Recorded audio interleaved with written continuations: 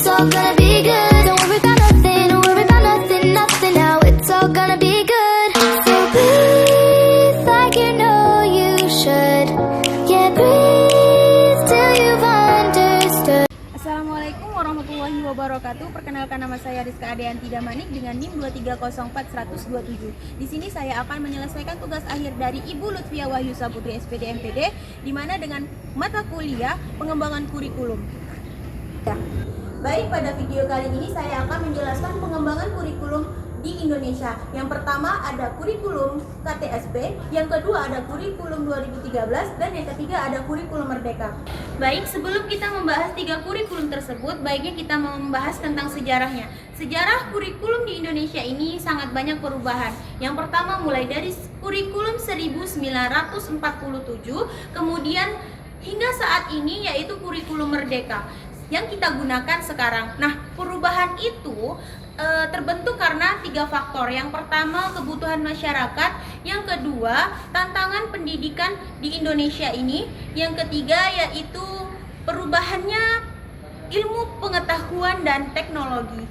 Baik, kurikulum yang akan kita bahas yang pertama adalah KTSP. KTSP ini adalah singkatan dari kurikulum tingkat satuan pendidikan. Nah, di mana KTSP ini adalah lanjutan dari KBK, yaitu kurikulum berbasis kompetensi. Nah, pengertian dari KTSP ini adalah kurikulum operasional yang disusun dan dilaksanakan oleh masing-masing satuan pendidikan sesuai dengan karakteristik dan kebutuhan masing-masing. Lalu, karakteristik KTSP ini yang pertama adalah berbasis kompetensi, dan yang kedua adalah sekolah memiliki kewenangan mengembangkan kurikulum. Yang ketiga adalah menyesuaikan daerah dan satuan pendidikan. Lalu yang keempat adalah guru berperan aktif untuk mengembangkan penyusunan perangkat pembelajaran. Kemudian kelebihan dari kurikulum KTSP ini adalah dia fleksibel dan sesuai dengan kebutuhan sekolah. Yang kedua yaitu memiliki ruang kreativitas bagi guru, dan yang ketiga adalah memungkinkan perkembangan potensi daerah. Kemudian ada juga kelemahannya, yaitu kualitas kurikulum antar sekolah itu berbeda. Lalu yang kedua yaitu membutuhkan kemampuan guru yang lebih dan lebih baik gitu, serta dalam mengembangkan kurikulum KTSP ini. Baik, kurikulum selanjutnya yaitu K13 atau kita bisa bilang kurikulum 2013. Nah, kurikulum ini didirikan pada tahun 2013 sebagai lanjutan dari KTSP tersebut.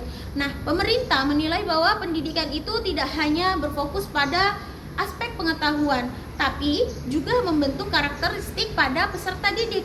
Nah, selain itu juga perkembangan globalisasi menuntut peserta didik memiliki kemampuan berpikir kritis, kreatif, inovatif, dan kolaboratif. Nah, oleh karena itu kurikulum 2013 dikembangkan sesuai dengan keseimbangan antara sikap, pengetahuan, dan keterampilan. Nah, kurikulum 2013 ini merupakan kurikulum berbasis kompetensi yang bertujuan membentuk peserta didik yang produktif, kreatif, inovatif, dan berkarakter. Karakteristik dari kurikulum 2013 ini yang pertama adalah menggunakan pendekatan saintifik. Yang kedua yaitu pembelajaran tematik integratif pada jenjang sekolah dasar, dan yang ketiga menggunakan penilaian autentik, dan yang keempat yaitu menekankan pendidikan karakter.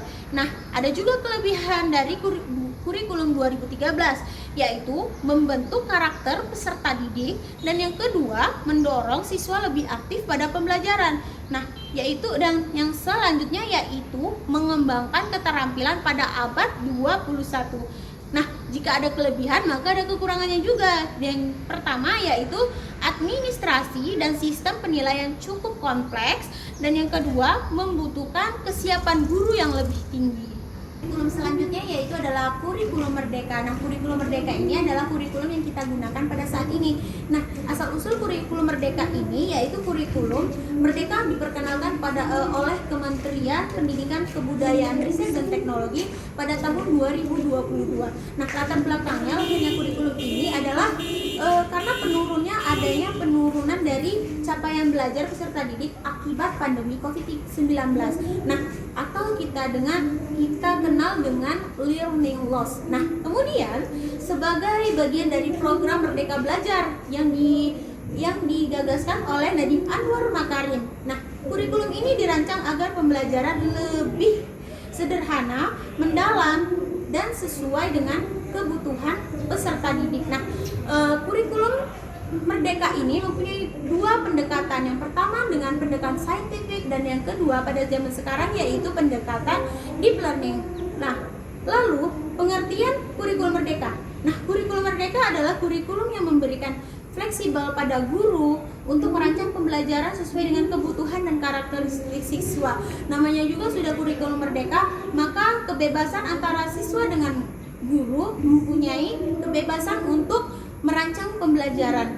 Kemudian ada karakteristik kurikulum merdeka, di mana fokus pada materi esensial, dan yang kedua menggunakan pembelajaran diferensi, yaitu pembelajaran yang berbeda-beda menggunakan metode, model, dan pendekatannya. Lalu yang kedua yaitu berpusat pada peserta didik. Jadi guru tidak hanya menjadikan teacher learning, jadi guru juga berpusat pada peserta didik agar pendekatan itu terintegrasi. Nah, yang kedua adanya proyek penguatan profil pelajar Pancasila atau P5, sedangkan sekarang adalah DPL, dimensi profil lulusan.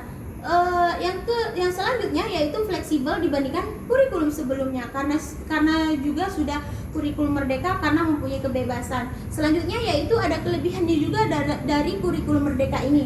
Yang pertama yaitu pembelajaran lebih mendalam, dan yang kedua memberikan kebebasan kepada guru dalam merancang pembelajaran. Yang ketiga mengembangkan potensi peserta didik sesuai minat dan bakat. Yang keempat menguatkan karakter melalui kegiatan proyek. Nah, jika ada kelebihannya maka ada kekurangannya, yaitu membutuhkan kesiapan guru yang baik, dan yang kedua yaitu memerlukan pelatihan dan adaptasi. Maka pemerintah juga sudah membuat program di mana masing-masing guru